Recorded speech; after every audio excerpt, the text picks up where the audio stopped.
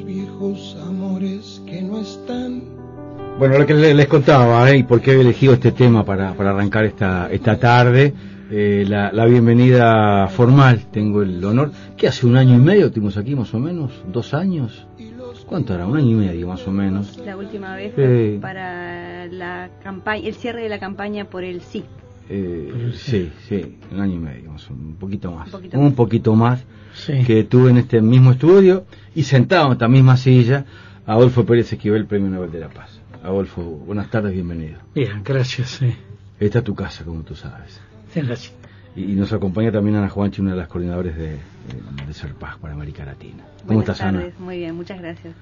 Que se aprontan para... Ana es un poco la que también, aparte de armar la agenda, qué sé yo, lleva a Adolfo para aquí, para allá, más allá y acullá. Y le estaba contando que mañana va al Museo de la Memoria y que también precie lo que es esa quinta, que es única en Montevideo, por distintas condiciones, y que lo lleve, le decía Ana Juanchi, a orillas del arroyo Miguelete, donde uno de los primeros canteberiles en Uruguay, una de las experiencias luminosas que tenemos, por suerte, en Montevideo, se logró transformar, reubicar a esos vecinos, y ahora es parte de un proyecto, todo un parque lineal que incluye forestación, que incluye juegos, y todo un paseo, una ciclovía. Está muy interesante. Claro. Está muy cerquita del museo. Vamos a disfrutarlo mañana, vamos a verlo. Lo llevaron a Adolfo un poquito a Ciudad Vieja, me decía. Hoy estuvimos recorriendo un poco Montevideo. Estaba muy bien. Adolfo dice que siempre las personas que viajamos tenemos la suerte de conocer a los pueblos y a las personas, pero pocas veces el hábitat donde se mueven esas personas. Totalmente. Y tú estás justo en una gira por toda América, Adolfo. En estos días tenés planificado seguir recorriendo países de América, tengo entendido. No, pensaba ir a Brasil. Ajá. Bueno, pero ahí se suspendió el viaje por dificultades que hubo en Brasilia, pero quería pasar por Río y por Sao Paulo, también para reunirme con algunas organizaciones. Y bueno, después en el mes de abril tengo que ir a Oregón, a Estados Unidos, a trabajar con jóvenes. Bien. Y después otro viaje más largo, ¿no? Tengo que ir a Londres, París, y bueno, es la actividad que uno tiene en distintos lugares de este pequeño planeta llamado Tierra, cada vez es más pequeño, ¿no? Y con noticias de distinto tenor. Yo me aprecio de, a pesar de todo, en este pequeño planeta y en este pequeño país, en este pequeño planeta, de alegrarme de las buenas nuevas. Entonces quiero comenzar la charla con Adolfo Pérez Esquivel, con cómo la dejé hace más de 2 años ya, cuando le planteaba mi preocupación, que Adolfo la tomó como propia, y se sorprendió, que la mayoría de la gente estaba como por afuera del tema de la importancia de los medios matrizándonos la cabeza, los medios transmitiéndonos lo que es bueno y lo que es malo, los medios dueños, bueno, como en Argentina, la oposición más importante al gobierno de Cristina Kirchner no son los partidos de oposición, son algunos medios de comunicación. Aquí es algo similar, a otro nivel. Y yo te planteaba que no era un tema que estaba en la agenda, no era un tema que a la mayoría de la gente le preocupara. Era un tema que pasaba casi desapercibido. Bueno, en estos años que ha pasado, no son tantos, ya no es así. Hay mucha gente que le preocupa este tema, hay mucha gente que lo manifiesta públicamente, y tengo toda la sensación de que no los cambios que yo quisiera, ni que tú quisieras seguramente, se van a producir en los medios, pero estamos frente a otra realidad. Y que mucha gente tomó como propio un tema que siempre he sentido de capital importancia. Sí, creo que es importante que la gente primero tome conciencia crítica, valores, ¿no? Y que no se intoxique, así como hay agrotóxicos para la agricultura, para la soja, hay tóxicos también para las mentes, ¿no? Entonces tienen que contrarrestar esto con conciencia crítica, con valores, con posibilidades. Creo que en este momento hay algunas cosas que las hablo corrientemente,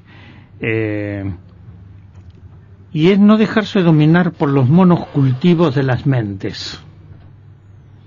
No hay toda una política, una intencionalidad de los medios de masificar toda la información y terminan generando el pensamiento único, ¿no? La falta de la diversidad de valores. Yo digo que la madre naturaleza nunca generó monocultivos. Siempre fue de una gran diversidad, de una gran riqueza. Y los medios también tienen esto, por eso es importante en los medios la diversidad. Pero a diferencia de tu país, aquí hay como un monocultivo de derecha. Aquí, a diferencia de lo que pasa en la Argentina, donde por ejemplo el gobierno cuenta con medios y enfrenta a medios de derecha, aquí en general el pensamiento único es único. Con pequeñas variables. El pensamiento crítico desde la izquierda prácticamente no existe. El pensamiento crítico desde la Organización Popular prácticamente no existe. Entonces es un panorama muy triste, era lo que te planteaba yo en la última charla. Y eso ha cambiado. Hay mucha gente que dice, ya fue, ya basta, no puede ser. Todavía no con el énfasis que debiera decirlo, pero hay. Aquí no hay como en Argentina, que uno pone un canal de televisión y ve frente a una noticia una opinión, y pone otro canal y ve otra opinión. No, acá es siempre la misma opinión, y siempre por los mismos que estuvieron en el poder, con pequeños matices. Algunos exageran un poco más y otros un poquito menos, pero básicamente más de lo mismo. La agenda es la misma. Más de lo mismo, ¿no? Como quien dice. Sí. Pero bueno, sí, creo que de todos modos hay, creo que en todos los países hay como algunos emergentes que siempre hay que profundizar, hay que ver que estos emergentes se manifiesten y puedan encontrar otros canales de comunicación, de participación social, y mucho pasa también por la educación, ¿no? Porque muchas veces también se normaliza, se imponen cosas masificadas en la conciencia de los jóvenes. Lo importante de la educación es la diversidad de todo, de un pensamiento, y que hay muchas veces que esto no va a coincidir con lo que pueda pensar uno, pero ahí está justamente el punto del debate, del diálogo, del análisis, para recrear las cosas, el pensamiento y la vida. Para participar, ¿no? Que era una herramienta de nuestra América que en alguna medida, por distintos motivos, está hackeada. Así es, sí. Pero bueno, creo que esto se da en Argentina, aquí, y se da en muchos otros países. Cuando uno ve los grandes medios de comunicación en el mundo, uno tiene que reaccionar contra esa manipulación, ¿no? Yo recuerdo hoy con un periodista, le decía que hice un viaje desde Amán, Jordania, a Bagdad, no a la zona de guerra, después de los bombardeos de Estados Unidos, Gran Bretaña, todos estos que dicen que defienden la libertad, el derecho de los pueblos, y los masacran. Pero llegué en un momento muy triste después del asesinato de más de 600 niños con los bombardeos. Sin embargo, lo denuncié esto en reiteradas oportunidades, y los grandes medios guardaron silencio, a lo que yo llamo los olvidos intencionados, los silencios intencionados. Entonces esto, no creo que haya medios de comunicación asépticos. Ninguno de nosotros somos asépticos. Totalmente. ¿No? Tenemos posiciones tomadas, pero sí lo que tenemos que tener honestidad para transmitir una noticia y no querer manipular a los demás. Es esto. Y bueno, hay que seguir trabajando. Llevado a un plano sacado de la región, tú me habías contado algo de esto de un bombardeo que hubo en un refugio donde también habían muerto 200 personas y que nadie tuvo ningún eco. Sacado esto y llevado al plano internacional, lo que nos bombardearon con lo que fue esta masacre en Libia, lo que fue esta vergüenza de esta guerra, esta invasión, donde se hizo apología a asesinato de gente y se lo festejaba graciosamente, del día a la noche, bueno, no hay una sola noticia más de lo que pasa en Libia, cuando algunos corresponsales independientes, que por medios muy alternativos, hay que buscarlos casi con una lupa, hablan de que es terrible la cantidad de presos políticos, la cantidad de torturados, de fusilados, y que siguen habiendo enfrentamientos armados. Sin embargo, yo le pregunto a cualquiera, salimos a la calle juntos y de Libia nadie dice absolutamente nada. Como que ya hubiera pasado todo. Bueno, esos son los silencios intencionados, ¿no? Cómplices también de todo esto. Ahora, ¿quiénes manejan todos esos medios? Son las grandes corporaciones. Aquí, bueno, se plantea lo que es la libertad de prensa, y uno defiende la libertad de prensa, pero muchas veces se confunde con la libertad de empresa, ¿no? Donde hay una carga ideológica e intereses económicos, políticos, militares, y entonces se silencia. Sí, el caso de Libia, lo que acaba de decir es terrorífico, lo mismo en Afganistán, en Irak, o también lo que pasa en América Latina, sin ir tan lejos, en Colombia o en Haití. Bueno, lo de Haití es ya colinda la desvergüenza total. Total y absoluta, ¿no?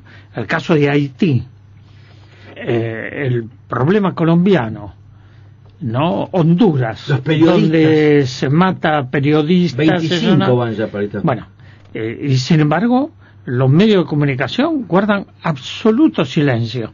Pero fíjate que diarios de Argentina, de América Latina, de Europa, están en contra de Chávez.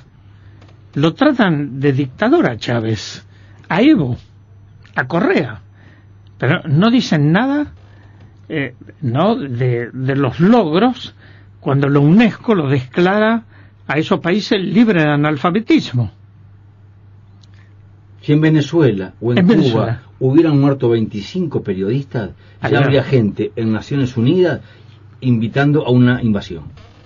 Directamente. Sí, claro. Ahora nadie habla de los más de 4 millones de desplazados internos en Colombia y 5 millones fuera del país, ¿no? Pero se vota, entonces es una democracia. Como dice Eduardo Galeano, ¿no? Se asemejan más a democraduras. No sé, creo que todas estas cosas los pueblos tienen que profundizar, tienen que analizar, no dejarse llevar de la nariz, porque lo que buscan es la dominación cultural, es el sometimiento de los pueblos. Entonces es importante la rebeldía. La rebeldía de conciencia. A veces yo a los alumnos en la facultad les digo, mira, no dejen de ser rebeldes, de indignarse, ¿no? Ahora que hablan tanto en Europa de los indignados, yo digo, en América Latina nosotros nacimos indignados frente a tantas injusticias, pero si no, dice, el otro día leí algo muy interesante de Merleau-Ponty, que dice: un revolucionario no se hace por la ciencia, un revolucionario se hace por la indignación frente a las injusticias, ¿no? Frente al hambre, a la pobreza. Y yo creo que es esa indignación de la conciencia, del espíritu, que nos volvemos revolucionarios. Porque si no tenemos esa capacidad de rebeldía, estamos sometidos y dominados. No, por ejemplo, muchos de los que nos están escuchando ahora, de los oyentes, también piensan, bueno, pero ¿qué podemos hacer, no? Frente a todo esto. Es tratar de compartir, tratar de dialogar, tratar de ver cómo cambiar esto, porque muchas veces esperamos que el gobierno cambie todo, pero nosotros no cambiamos. Necesitamos cambiar, necesitamos tomar conciencia y para mejorar la situación de nuestro pueblo. Creo que no hay secretos, no hay una luz que te ilumine y te golpee la cabeza y te abra la cabeza así y ves a... No, es un caminar, es un aprendizaje, es una toma de conciencia del pueblo, en encontrar nuevos caminos. El involucrarse, el participar en colectivos. Acá hay una murga muy popular, claro, que en una época decía: si no cambias vos, no cambia nada. Un poco lo mismo que acaba de decir lo mismo, tú, sí. Que no alcanza, no basta con delegar. Lo que pasa es que también ese mensaje, yo siempre lo quiero simplificar como una hamburguesa cultural, como una hamburguesa que nos cayó y nos ha hecho creer, o ha hecho creer a mucha gente, que vivir en democracia es votar cada 5 años, o votar un representante, o votar un dirigente gremial, o delegar en otro, y se alcanza. Sí. Y eso es una parte ínfima de lo que debe ser la participación, de lo que debe ser la construcción de la democracia. Pero ¿cómo cuesta? Porque para construir esas herramientas, y te vuelvo con lo primero, hacen falta medios, hacen falta publicaciones que inviten al debate, hacen falta radios que toquen estos temas, hacen falta canales de televisión que expliciten sobre estas realidades, porque si no, discutís lo que la agenda la marca la derecha, la agenda la marcan las clases dominantes, la agenda la marcan los que siempre tuvieron el poder.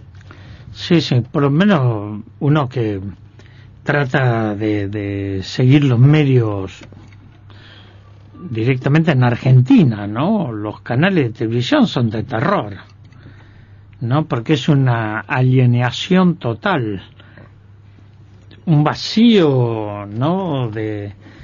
de concepto, de cosas, incluso de la palabra.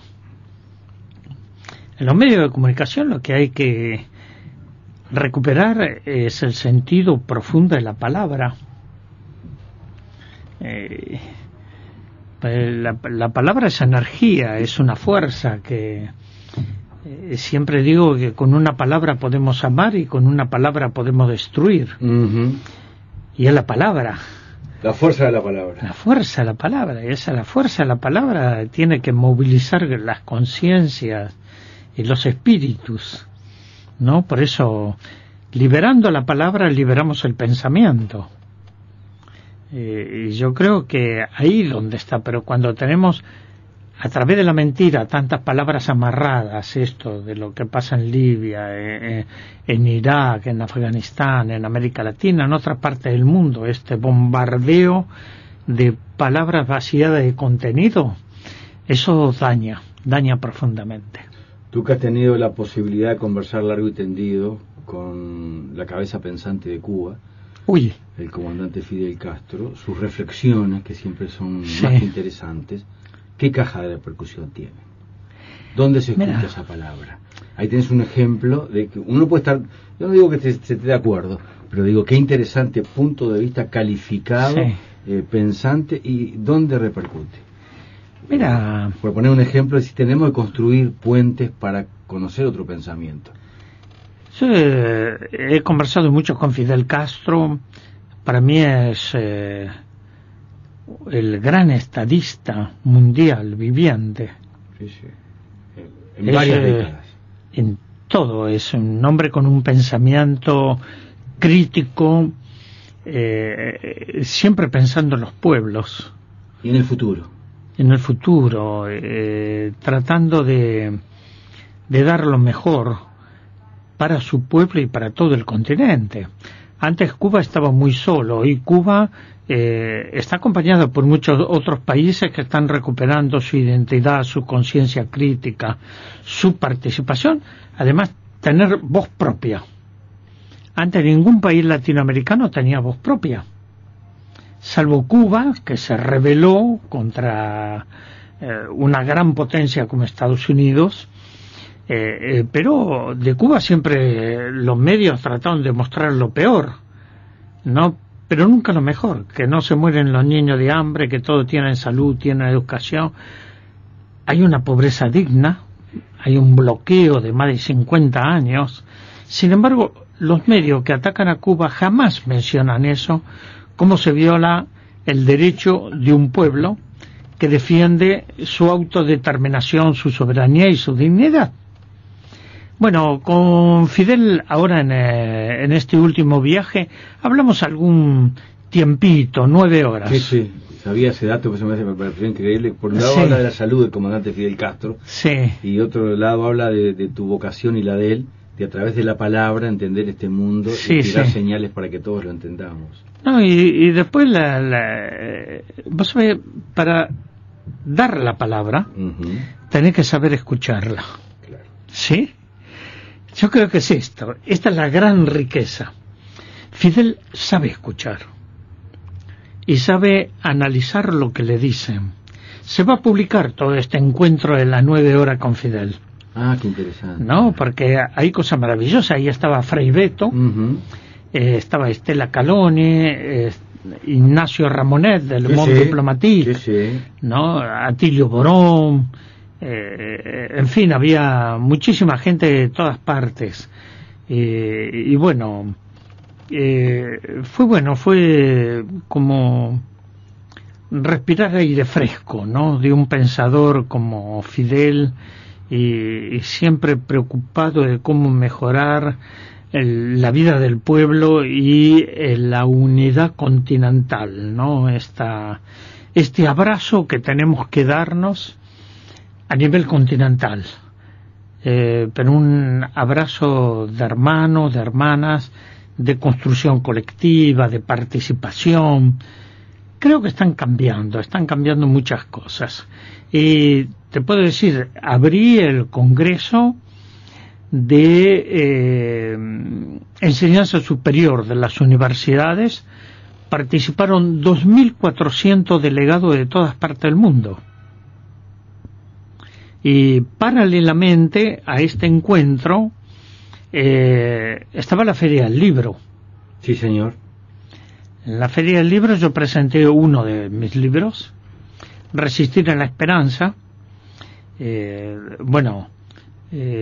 Tratamos también de compartir esto del intercambio intelectual, pero también de la participación, de cómo podemos trabajar, construir juntos. Y esto es bueno para todos. Bueno, creo que Cuba está dando... tal vez la gente no sabe que hay 3 grandes ejes de la UNESCO.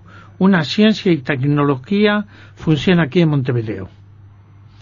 Educación funciona en Santiago de Chile. Y cultura funciona en La Habana.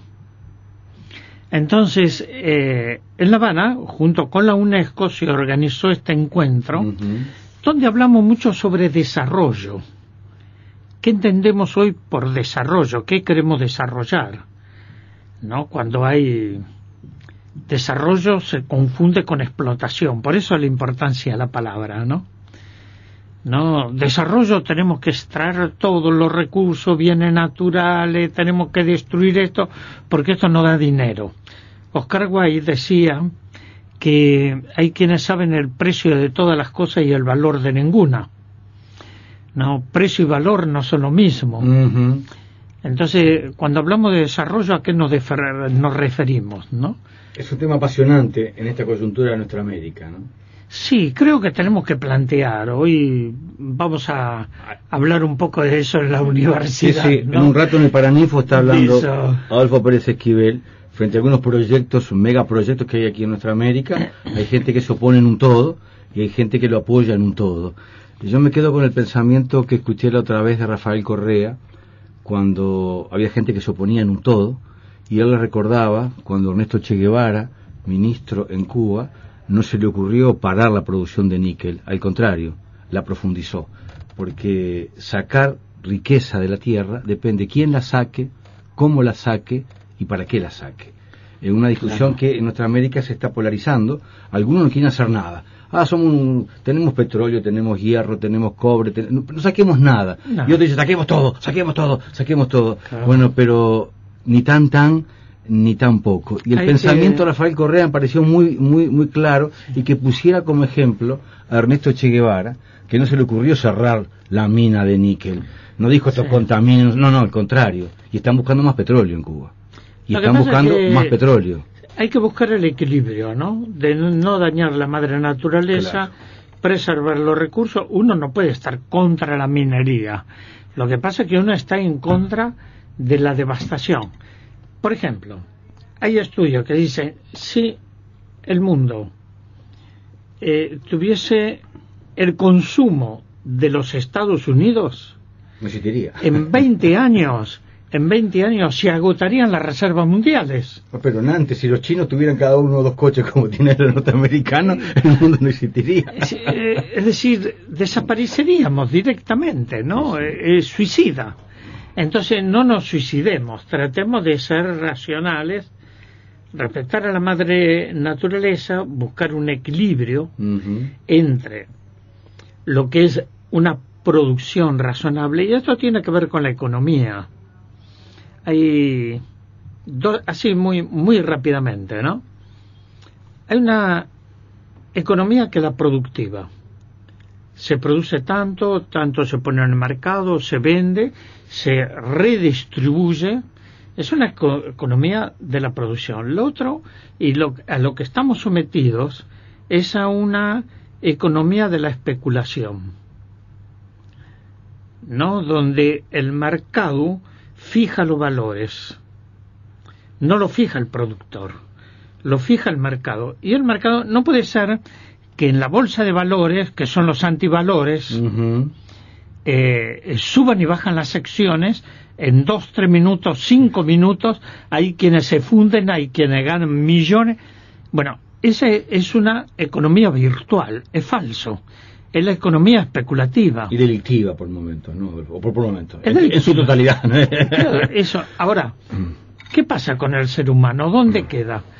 Son los sin rostro, ¿no? Porque no están pensando que esa economía tiene que ser para paliar el hambre del mundo, que tiene que servir esa producción. ¿Por qué hoy el mundo, que tiene la capacidad de superar el hambre, no lo hace? El informe de la FAO es muy claro. Más de 35.000 niños mueren en el mundo por día de hambre. ¿Cómo le llamamos a eso? No, lo está diciendo la FAO. Es el organismo de Naciones Unidas para la Alimentación. Entonces, ¿de qué estamos hablando cuando hablamos de economía? ¿No? Que se enriquezca un pequeño grupo. Por ejemplo, a nosotros, países pobres, no somos países pobres, somos países empobrecidos. Totalmente, somos países ricos acá. José Germán Araujo, el periodista para mí número 1 en la radio uruguaya, ayer, hoy y mañana, hace muchos años me enseñó la diferencia entre un país pobre y un país rico. Y él siempre insistía, y yo lo tomé esto de la década del 80, que somos un país rico. Siempre fuimos un país rico. Nuestra América es un país rico. Estábamos empobrecidos. La diferencia entre sentirnos, lo que tú estás diciendo aquí, me parece muy emblemático que lo digas en esta radio, porque en esta radio, en plena dictadura, José Germán Araujo insistía con ese concepto. Somos un país rico. Claro. Estamos empobrecidos. No, totalmente de acuerdo con ese concepto, lo comparto, además lo digo permanentemente. Ahora, si se sigue con esta devastación, nosotros, aparte que dañamos al ser humano, estamos dañando a la naturaleza. Por ejemplo, en Naciones Unidas, yo he participado en algunas comisiones, es la desertificación, cómo va avanzando día a día, pero son miles de kilómetros que va avanzando y el mundo va perdiendo la capacidad de esos recursos. Ahora, el agua. Nosotros podemos vivir sin oro, sin plata, sin petróleo, pero no hay ser viviente, ni siquiera las piedras, que puedan vivir sin agua. Necesitamos del agua. El agua es un bien vital. Evo Morales quería de que el agua, y lo propuso en Naciones Unidas, sea declarado bien de la humanidad. ¿Quiénes se opusieron? Estados Unidos, Gran Bretaña. Claro. Se opusieron. Mira, sin agua no podríamos tomar estos ricos mates. Este mate que estamos compartiendo aquí esta tarde. Pero me quedé con la economía y con la producción y con Cuba. Y mirá lo que estoy pensando, es un disparate esto, pero tú decías que presentaste un libro. Bueno, yo le estoy entregando un libro a Adolfo Pérez Esquivel también. Ambos están escritos con papel. En Cuba tienen papeleras. En Cuba no tienen a veces papel higiénico. A veces no hay, no se consigue. Es la verdad, hay que decirlo con franqueza. Pero los libros cuestan 2 pesos.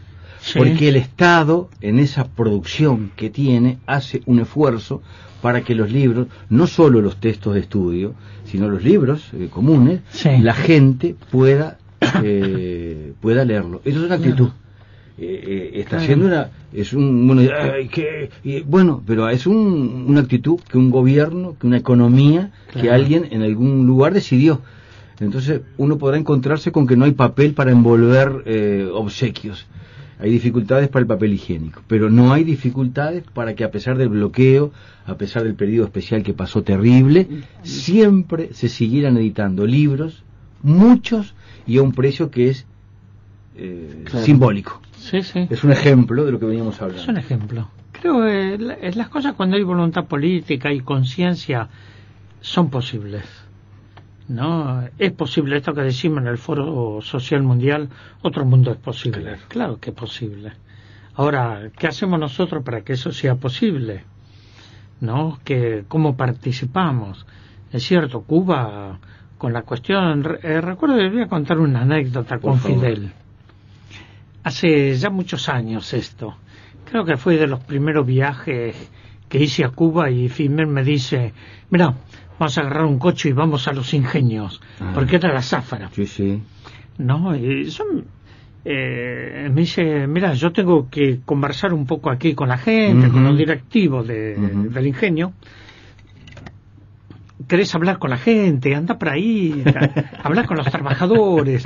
Entonces me fui. Y me mostraron toda la maquinaria a full, así, ¿no?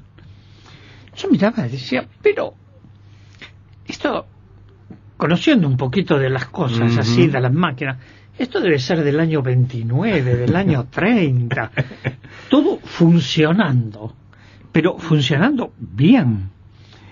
Después, cuando encuentro a Fidel, decime, Fidel, ¿cómo hicieron ustedes para poner en marcha todo esto? Fidel me mira y me dice, gracias a los Estados Unidos. No jodas. ¿Cómo gracias a los Estados Unidos? Sí, gracias a los Estados Unidos. Mirá, si no nos hubiesen bloqueado, no desarrollábamos nosotros la imaginación. Eso nos obligó a desarrollar la imaginación. Y ahora, en este viaje que hice hace pocos días, si vos ves que querés ver el museo móvil más grande de automóviles de todos los tiempos, anda a La Habana.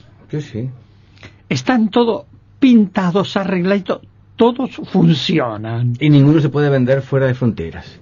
Ningún gringo puede ir y puede ofrecer una cifra disparatada que valdría en una capital europea, porque el Estado toma conciencia de Estado, limita una libertad individual como puede ser vender ese coche, y le dice, no, esto es patrimonio del colectivo y de este país no sale, y logran tener un museo al aire libre de autos único en el mundo. Lo ves pasar. es increíble. Yo fui a la Plaza de la Revolución y veíamos pasar esos coches.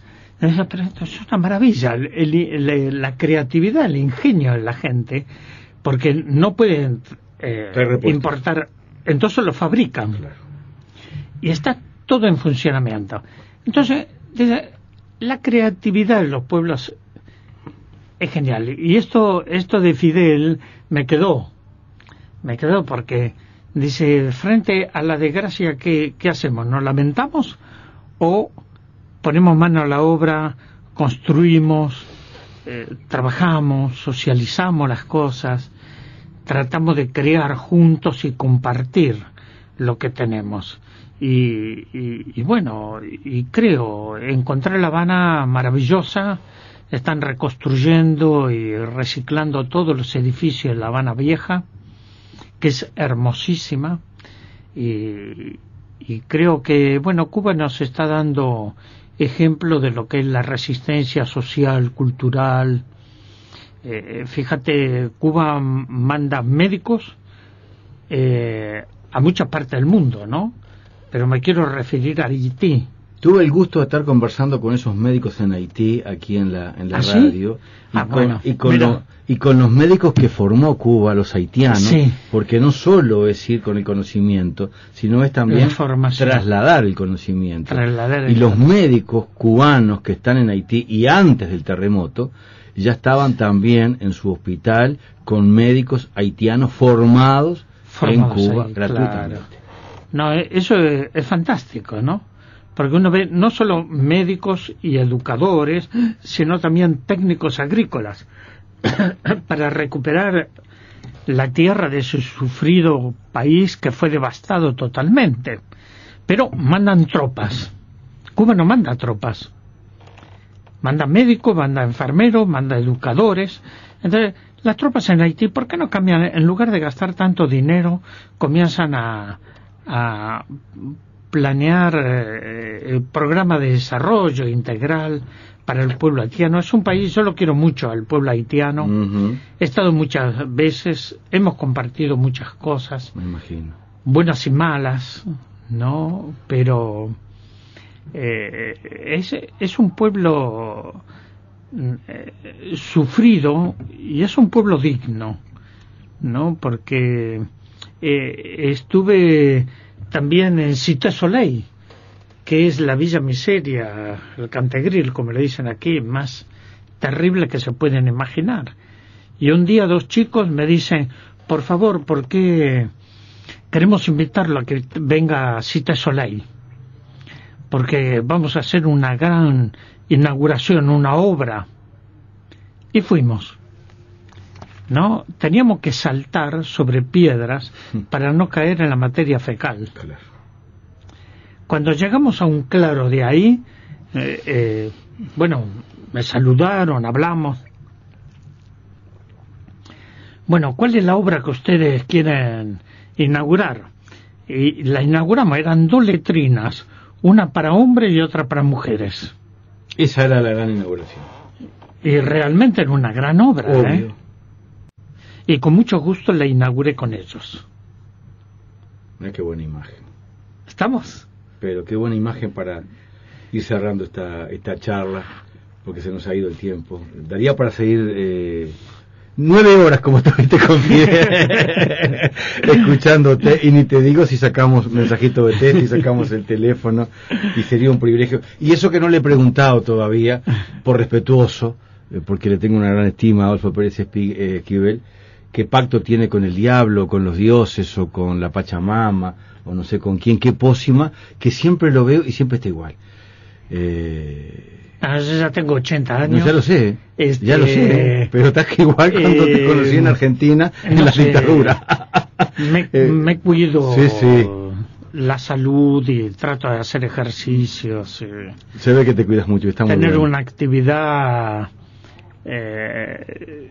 que con esperanza de poder contribuir con los demás. Y cuando gente como vos se cuida, te cuidás vos y nos cuidás a todos, porque nos ayudas a pensar. Ana Juanchi, hacemos la invitación. En un rato está Adolfo Pérez Esquivel. En el Paraninfo de la Universidad, organizado por el Instituto de Psicología de la Salud, de la Facultad de Psicología de la Universidad de la República, el Servicio Paz y Justicia, Serpaj Uruguay, con un panel de presentación que va a estar integrado por Luis Leopold, el decano de la Facultad de Psicología, Víctor Giorgi, el director del Instituto de Psicología de la Salud, y quien les habla, Ana Juanchi, en representación de Serpaj América Latina, y luego la conferencia magistral de Adolfo Pérez Esquivel. Vamos a debatir a propósito de la situación actual de los derechos humanos en nuestro continente. Y mañana, previo a partir de Uruguay, bueno, en el Museo de la Memoria, a las 15 horas. Es otra invitación puntual en una muestra muy particular que están desarrollando allí. Ya adelanto el jueves y estar con el responsable de esa muestra aquí en los estudios, amplificándola. Adolfo, como siempre, un gusto.